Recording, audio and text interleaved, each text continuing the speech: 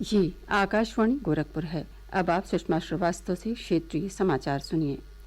मुख्यमंत्री योगी आदित्यनाथ ने आज राजधानी लखनऊ में डाक विभाग द्वारा आयोजित 12वीं राज्य स्तरीय डाक टिकट प्रदर्शनी यूफिलेक्स 2022 का उद्घाटन किया। मुख्यमंत्री ने श्रीराम वनगमन पथ पर 14 विशेष आवरण तथा विरूपण का एक विशेष सेट और डेफिनेटिव स्टाम्प थीम पैक का विमोचन भी किया। इस अवसर पर अपने संबोधन में मुख्यमंत्री ने कहा कि देश और प्रदेश के समृद्ध व गौरवशाली इतिहास से परिचय कराने में डाक टिकटों का महत्वपूर्ण स्थान है। उन्होंने कहा कि युवा पीढ़ी और विद्यार्थियों के लिए डाक टिकट संग्रह एक शौक के साथ साथ ज्ञानवर्धन का भी सशक्त माध्यम है। मुख्यमंत्री ने श्रीराम वनगमन पर जारी विशेष आवरण की सराहना करते हुए कहा कि भारत की समृद्ध संस्कृति और विरासत में उत्तर प्रदेश का महत्वपूर्ण योगदान है।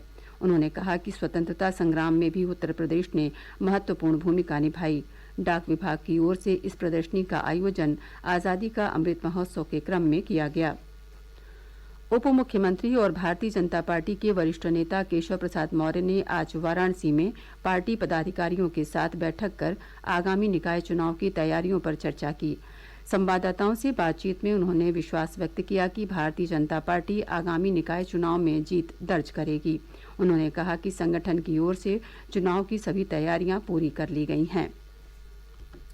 माननीय प्रधानमंत्री जी ने तो देश का आह्वान किया है कि एक देश में एक साथ सभी चुनाव हो जाएं, लेकिन अभी वह दिन आने में कुछ समय लग रहा है। इसलिए आए दिन कोई न कोई चुनाव आते रहते हैं और अभी नगर निकाय के चुनाव आने वाले हैं और भारतीय जनता पार्टी का संगठन बूथ से लेकर के प्रदेश तक का हर चुनाव के लिए हर समय तैयार रहता है। और आज हमें इस बात का गर्व है कि हमारा संगठन सारी विरोधी पार्टियों का संगठन अगर मिला करके देखा जाए उसकी तुलना में भारतीय जनता पार्टी का संगठन सबसे अधिक मजबूत संगठन है और विजय दिलाने में सक्षम संगठन है।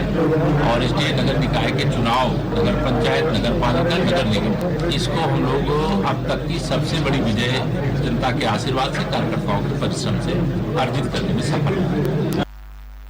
प्रदेश सरकार के मत्स्य विभाग मंत्री डॉक्टर संजय निषाद ने कहा कि प्रधानमंत्री नरेंद्र मोदी के नेतृत्व में केंद्र सरकार और प्रदेश सरकार ने मछुआ समुदाय के लिए कई कल्याणकारी योजनाएं शुरू की हैं। वाराणसी में पत्रकारों से बातचीत में कैबिनेट मंत्री ने कहा कि केंद्र सरकार ने मत्स्य संपदा योजना के तहत मछुआ समुदाय के लिए 20,000 करोड़ रुपए आवंटित किए हैं। उन्होंने कहा कि बीमा योजना सहित मछुआ समुदाय के जीवन उन्नयन के लिए अन्य योजनाएं भी प्रदेश सरकार संचालित कर रही है। श्री संजय निषाद ने कहा कि मछुआ समुदाय की महिलाओं को भी सरकार की योजनाओं का लाभ मिल रहा है। उन्होंने मछुआ समुदाय को समाज में सम्मान और गौरव दिलाने के लिए प्रधानमंत्री नरेंद्र मोदी का आभार व्यक्त किया। राष्ट्र आज पूर्व राष्ट्रपति एपीजे अब्दुल कलाम की जयंती पर उन्हें नमन कर रहा है। राष्ट्रपति, उपराष्ट्रपति और प्रधानमंत्री ने पूर्व राष्ट्रपति एपीजे अब्दुल कलाम की जयंती पर उन्हें श्रद्धांजलि दी। राष्ट्रपति भवन में राष्ट्रपति द्रौपदी मुर्मू और अधिकारियों ने डॉक्टर अब्दुल कलाम के चित्र पर पुष्पांजलि अर्पित की। प्रधानमंत्री नरेंद्र मोदी ने एक ट्वीट में कहा कि एक वैज्ञानिक और देश के राष्ट्रपति के रूप में डॉक्टर कलाम के योगदान को हमेशा याद किया जाएगा। मुख्यमंत्री योगी आदित्यनाथ ने डॉक्टर एपीजे अब्दुल कलाम को ज्ञान और कर्मठता का अद्भुत संगम और असंख्य युवाओं का प्रेरणा स्रोत बताया। एक ट्वीट में श्री योगी ने कहा कि डॉक्टर कलाम सशक्त भारत के निर्माण के लिए आजीवन समर्पित रहे।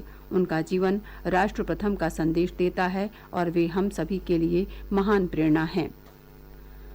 प्रदेश सरकार के सूचना विभाग की तथ्य जांच इकाई ने सोशल मीडिया पर साझा की जा रही उस तस्वीर को भ्रामक और तथ्यहीन बताया है जिसमें मुंबई लोकल ट्रेन का वीडियो अपलोड कर उसे उत्तर प्रदेश में आयोजित प्रारंभिक अर्हता परीक्षा पीईटी अभ्यर्थियों को रेल यात्रा में हो रही असुविधा का संदर्भ दिया जा रहा है।